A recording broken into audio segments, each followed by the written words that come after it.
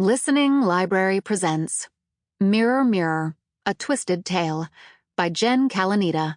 Read for you by Emily Wu Zeller.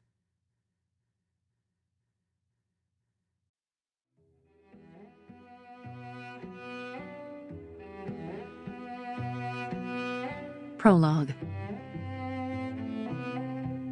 The castle looked different from the outside.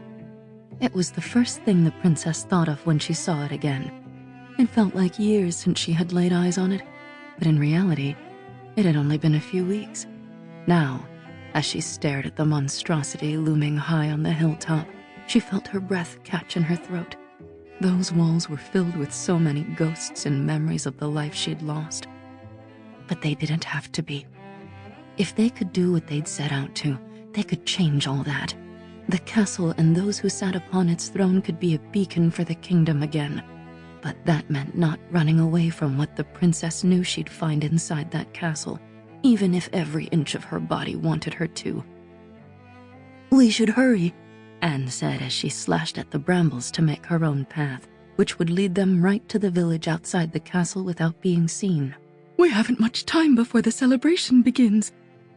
The princess quickened her pace, following her friend. She was going home. It didn't feel like home.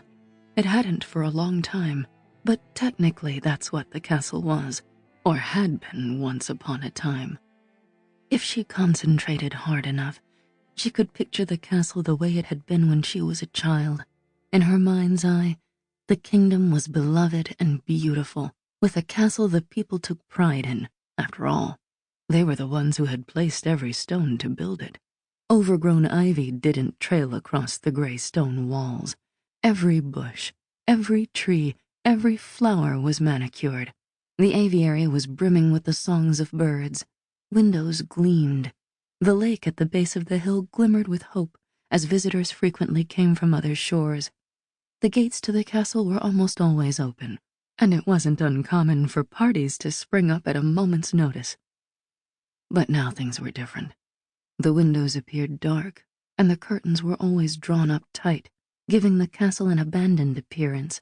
The waters surrounding the castle looked like glass, for no ship dared cross into their kingdom's borders. The gates, rusted and leaning, were locked.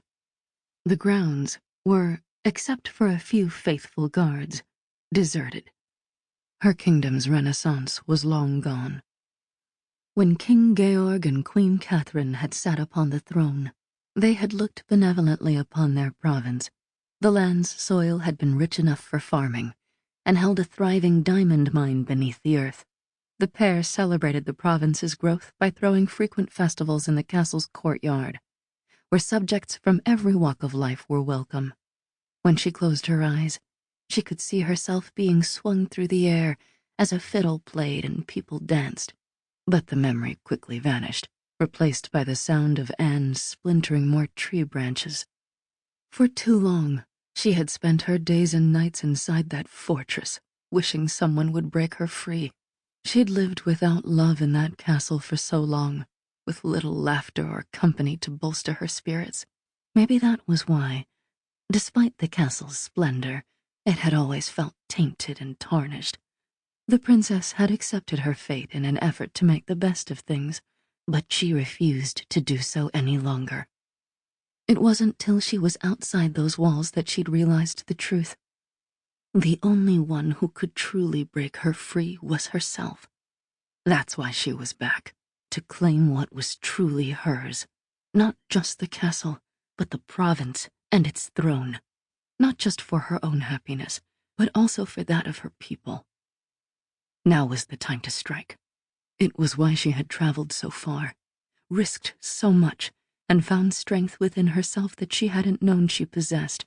Queen Ingrid's popularity had never been strong, but in the last few years, the kingdom had gone from indifference to downright terror. She couldn't allow her people to suffer this way any longer. It was time. There! Anne had slashed through the last of the branches, and sunlight was now shining through the shadows. "We've reached the road. It's just a little bit further down, and then we can slip through the castle gates near the butcher's shop unseen." The Queen has demanded everyone be at the celebration, so there should be crowds near the gates today. She hugged the brown cloak Anne had made her tightly. It was quickly becoming one of her most prized possessions. Not only did it keep her warm, but the jacquard pattern reminded her of a traveling coat her mother used to wear. It felt like her mother was with her somehow, or at the very least, making sure she found the right companions to keep at her side. She was grateful for Anne's friendship, and all the subjects she'd met who had helped her. Their kindness wouldn't be forgotten. She turned to Anne. Won't that make it harder for us to get through? Anne took her hands. Don't worry, my friend. You will have an easier journey than Prince Heinrich and I had this morning. These crowds are the perfect cover for you to slip inside. Have you heard from Henry at all? The princess asked hopefully. Anne shook her head. I'm sure he's safe. If he wasn't, we would have heard something. Anne pulled her along. It's you I worry about. Once you cross the gates, everyone will recognize you. We need to get you indoors before you're noticed. We must move quickly and get you to your love. He's waiting for you. Your love. The words caused a small smile to play on her lips. She and Henry had been through a lot in the last week, and more before that. Her steps quickened. As Anne predicted, the road to the village was deserted that morning. They didn't pass a single carriage on their hike in. No one was traveling on foot at the moment either, though she saw plenty of footprints in the dirt. She'd expected the village entrance to be guarded, but there was no one manning the post when she and Anne walked through the open gates. A declaration had been nailed to a wrought iron post. She read it quickly as she passed. Queen Ingrid demands all loyal village subjects join her for a celebration in the castle courtyard today at noon. In preparation for this momentous occasion, all village establishments will be closed. Those not at the celebration will be noted. She shuddered. Anne was right about the celebration being mandatory, but it was an odd request. It wasn't that she was surprised by Queen Ingrid's insistence, but there hadn't been anything close to merriment or official festivities in the kingdom for years. The people were so frightened by their queen that they avoided doing anything to make themselves noticeable. Instead, they spent their days with their heads down, living in the shadows, being drawn out for a rare celebration. If that's what it really was, had to be unnerving. What was the queen playing at? They were both silent as they made their way onto the dusty village road that led up to the castle. The princess had spent some time in these streets, albeit limited time, but she was still surprised by how quiet things were. The small wood homes with thatched straw roofs that lined the road were closed up tight. The monastery's bell tolled solemnly to mark the time as noon, but there was no one around to hear it. Evidently the people had heeded Queen Ingrid's warning. She sighed heavily, and Anne looked at her. You don't have to do this alone. You know that, right? Anne's voice was gentle. Let me come with you and Prince Heinrich and fight. No, she shook her head. I appreciate all you've done for us, but this part of the journey I must take alone. Anne stared at her as if she wanted to say more, but they were interrupted by shouting. A man came running toward them, his face filled with terror. The queen is a witch, he shouted. Steer clear of the town square. Run!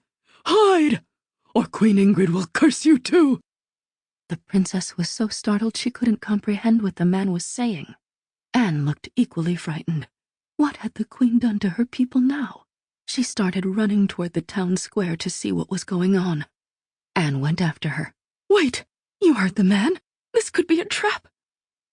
If the queen suspected she was near, so be it. Her gut told her something was seriously wrong. She needed to know what had happened. As she approached the castle, she could see what looked like the entire village gathered in front of it.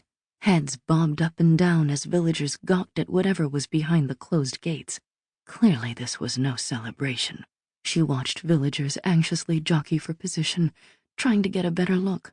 Some screamed and cried, while others lifted children onto their shoulders to get a better look. Anne and the princess struggled to get a better view. Don't look, She heard one mother say to a young boy, Sample complete. Ready to continue?